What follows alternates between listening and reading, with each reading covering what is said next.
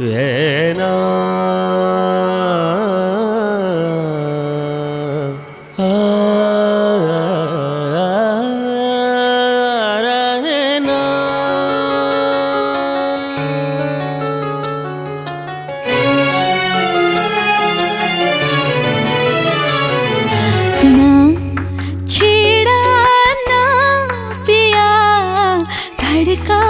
थक से जिया ना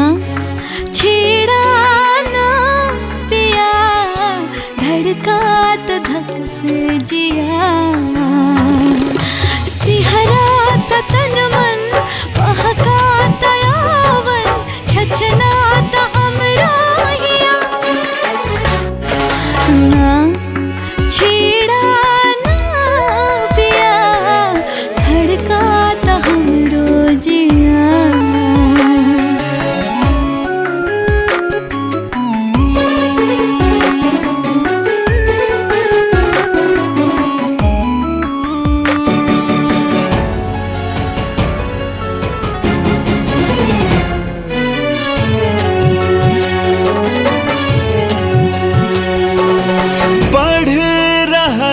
अब सांस के रफ्तार पल पल बा मन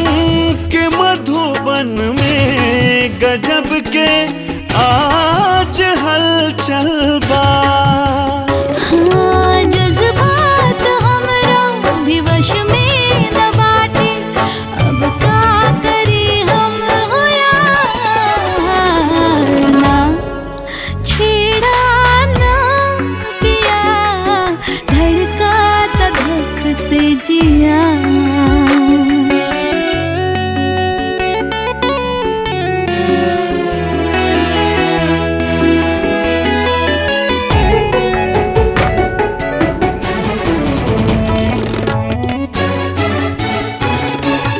बाटे